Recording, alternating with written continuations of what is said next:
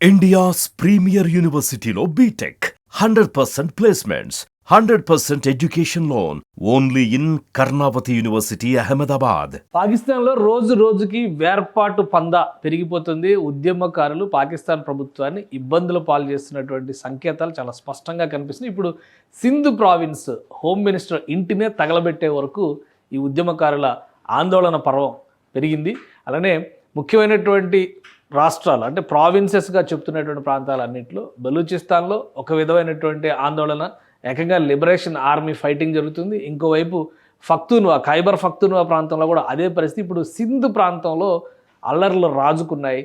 సింధ్ ప్రావిన్స్ని సింధ్ రాష్ట్రవాదులు, సింధ్ జాతీయవాదులు ప్రత్యేక దేశంగా ఆవిర్భవించాలని డిమాండ్ చేస్తున్నటువంటి వాళ్ళు, ప్రభుత్వ విధానాలను వ్యతిరేకిస్తున్నటువంటి వాళ్ళు సింధ్ ప్రావిన్స్ హోమ్ మినిస్టర్ ఇంటిపైన దాడి చేశారు, మొత్తం ధ్వంసం చేశారు. దానికి సంబంధించినటువంటి దృశ్యాలన్నీ కూడా ఇప్పుడు వైరల్ అవుతున్నాయి. ఏం జరిగింది అసలు ఒకసారి విశ్లేషించేటువంటి ప్రయత్నం చేద్దాం. సింధ్ ప్రావిన్స్ చాలా ముఖ్యమైనటువంటి ప్రావిన్స్గా కూడా మనం చూడాల్సి ఉంటుంది. ఎందుకంటే పంజాబ్ తర్వాత ప్రధానంగా డెవలప్మెంట్ ఎక్కువ ఉన్నటువంటి ప్రావిన్స్గా పాకిస్తాన్లో చెప్తారు. ఇది అంటే భారతదేశానికి ఆనుకుని రాజస్థాన్కి సరిహద్దుగా ఉండేటువంటి, రాజస్థాన్ గుజరాత్లతో సరిహద్దు ఉన్నటువంటి ప్రాంతం ఇది సింధ్ ప్రావిన్స్. ఇక్కడే కరాచీ రాజధాని, దీనికి కీలకమైనటువంటి నగరాలు కూడా చాలా ఉంటాయి సింధ్ ప్రావిన్స్లో. సో ఇప్పుడు సింధ్ ప్రావిన్స్ అల్లర్లతో అట్టుడుగుతుంది. సింధ్కి సంబంధించినటువంటి హోమ్ మినిస్టర్ ఇంటిపైన అటాక్ చేశారు. ఇంటి ఆవరణలో ఉన్నటువంటి ఈ ట్రక్స్ అన్నిటిని కూడా తగలబెట్టారు ఆందోళనకారులు. వీటితో పాటు ఈ ఇంటికి సంబంధించినటువంటి ఇంట్లో ఉన్నటువంటి అనేక వస్తువుల్ని ధ్వంసం చేశారు. పూర్తిగా బంగ్లాని తగలబెట్టారు.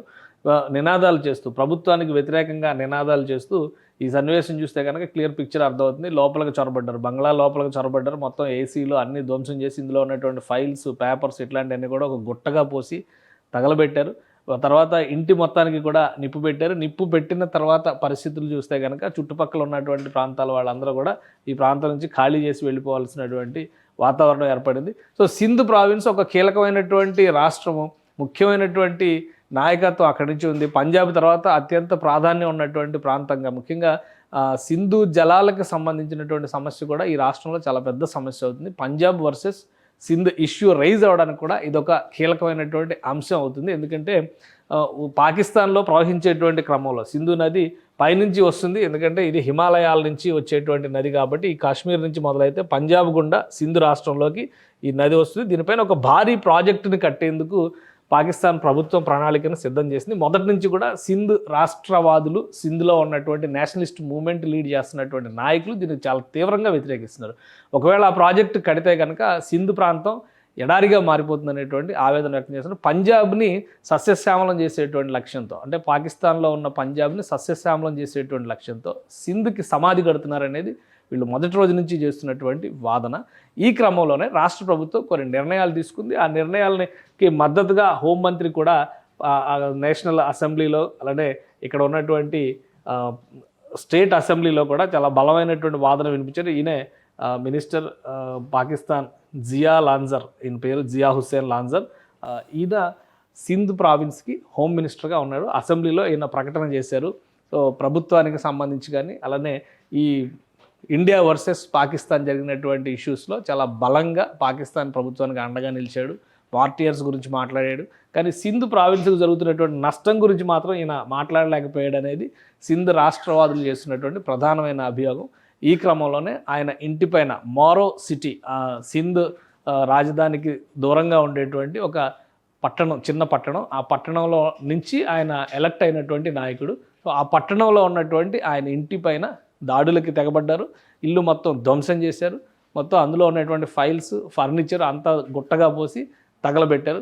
ఒకవైపు బలూచిస్తాన్ ప్రత్యేకవాదం, ఇంకోవైపు ఫక్తునిస్తాన్లో ఉద్యమం, కాశ్మీర్లో పరిస్థితి అలజడిగానే ఉంది. ఇటు చూస్తే సింధ్లో కూడా ఇప్పుడు అల్లర్లు రాజుకున్నాయి. పాకిస్తాన్ ప్రభుత్వానికి అన్ని వైపుల నుంచి కూడా ఉక్కిరి బిక్కిరి అవుతున్నటువంటి పరిస్థితి. అసలు ఇప్పుడు పాకిస్తాన్ అంటానికి కూడా లేదు. పాకిస్తాన్ పంజాబ్ రాష్ట్రం మాత్రమే కొంత ప్రశాంతంగా ఉందని అనుకోవచ్చు. మిగతా ప్రాంతాలన్నీ కూడా, ఎందుకంటే ఈ అన్ని ప్రావిన్స్లో కూడా ఏదో ఒక రకమైనటువంటి సమస్య. పాకిస్తాన్ మనం కేవలం 4 ప్రావిన్స్లుగానే చూస్తాం. బలూచిస్తాన్ ఉద్యమం ఎక్కడ నడుస్తుంది, ఫక్తూనిస్తాన్, ఖైబర్ పఖ్తూన్వాకి సంబంధించి ఇక్కడ సమస్య నడుస్తుంది. ఇప్పుడు సింధ్లో సమస్య రాజుకుంది.